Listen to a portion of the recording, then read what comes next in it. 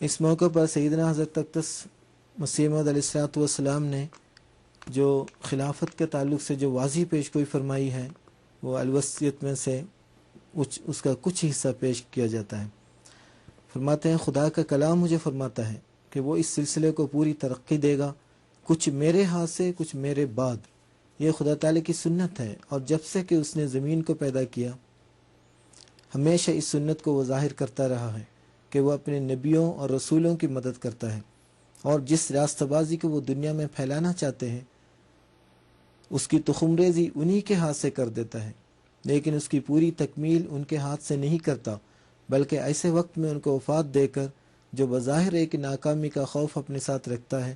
ایک دوسرا ہاتھ اپنی قدرت کا دکھاتا ہے۔ غرض وہ دو قسم کی قدرت ظاہر کرتا ہے، اول خود نبی کے ہاتھ سے اپنی قدرت کا ہاتھ دکھاتا ہے،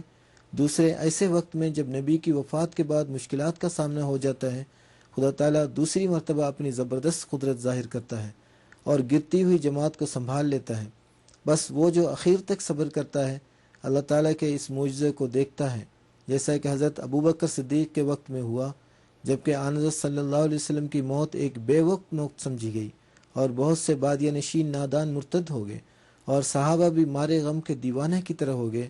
تب خدا تعالیٰ نے حضرت ابوبکر رضی اللہ عنہ کو کھڑا کر کے دوبارہ اپنی قدرت کا نمونہ دکھایا۔ ایسا ہی حضرت موسیٰ کے وقت میں ہوا، ایسا ہی حضرت عیسیٰ علیہ السلام کے ساتھ معاملہ ہوا۔ سو اے عزیزو، جبکہ قدیم سے سنت اللہ یہی ہے، سو اب ممکن نہیں کہ خدا تعالیٰ اپنی قدیم سنت کو ترک کر دے۔ میں خدا کی طرف سے قدرت کے رنگ میں ظاہر ہوا، اور میں خدا کی ایک مجسم قدرت ہوں، اور میرے بعد بعض اور وجود ہوں گے جو دوسری قدرت کا مظہر ہوں گے۔ اس میں حضرت مسیح علیہ الصلوۃ والسلام نے خلافت کا لفظ کے متبادل کے طور پر دوسری قدرت کا لفظ استعمال فرمایا ہے، لیکن جیسا کہ اس عبارت سے ظاہر ہے حضرت موسیٰ علیہ الصلوۃ والسلام کا، حضرت عیسیٰ علیہ السلام کا وغیرہ ذکر کر کے، حضرت ابوبکر صدیق رضی اللہ عنہ کا ذکر کر کے یہ واضح فرما دیا ہے وہ خلافت کا سلسلہ اسی طرح جاری کیا جائے گا جس طرح صلی اللہ علیہ وسلم کے بعد خلافت کا سلسلہ جاری کیا گیا تھا۔ چنانچہ جماعت کے دوست اکٹھے ہوئے اور مشورہ ہوا تو سب کی نظریں حضرت مولوی نور الدین صاحب رضی اللہ تعالی عنہ کی طرف اٹھی۔ چنانچہ جب متفقہ فیصلہ ہو چکا تو اکابر سلسلہ حضرت مولوی نور الدین صاحب رضی اللہ تعالی عنہ کے مکان پر حاضر ہوئے اور مناسب رنگ میں بیعت خلافت کی درخواست پیش کی۔ آپ نے کچھ تردد کے بعد فرمایا، میں دعا کے بعد جواب دوں گا۔ چنانچہ وہیں پانی منگایا گیا، آپ نے وضو کیا اور غربی کوچہ کے متصل دالان میں نفل نماز ادا کی۔ اس عرصہ میں یہ وفد باہر صحن میں انتظار کرتا رہا۔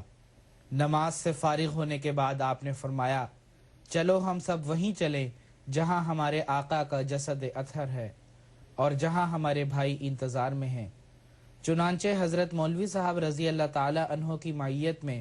تمام حاضرین باغ میں پہنچے۔ حضرت مفتی محمد صادق صاحب رضی اللہ تعالی عنہ نے ایک تحریر تیار کی اور باغ میں سب دوستوں کے سامنے کھڑے ہو کر یہ تحریر سنائی۔ تحریر یہ ہے: بسم اللہ الرحمن الرحیم، نحمدہ ونصلی علی رسولہ الکریم، الحمد للہ رب العالمین، والصلاة والسلام علی خاتم النبیین محمد المصطفیٰ وعلی المسیح الموعود خاتم الاولیاء۔ اما بعد، مطابق فرمان حضرت مسیح موعود علیہ السلام مندرجہ رسالہ الوصیت، ہم احمدیان جن کے دستخط ذیل میں ثبت ہیں اس امر پر صدق دل سے مطمئن ہیں کہ اول المہاجرین حضرت حاجی مولوی حکیم نور الدین صاحب جو ہم سب میں سے عالم و اتقا ہے اور حضرت امام کے سب سے زیادہ مخلص اور قدیمی دوست ہیں،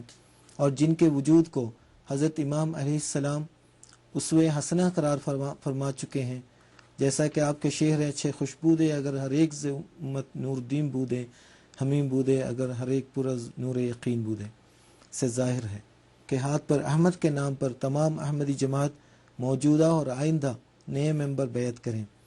اور حضرت مولوی صاحب موصوف کا فرمان ہمارے واسطے آئندہ ایسا ہی ہو جیسا کہ حضرت اقدس مسیح موعود مہدی موعود علیہ الصلوۃ والسلام کا تھا۔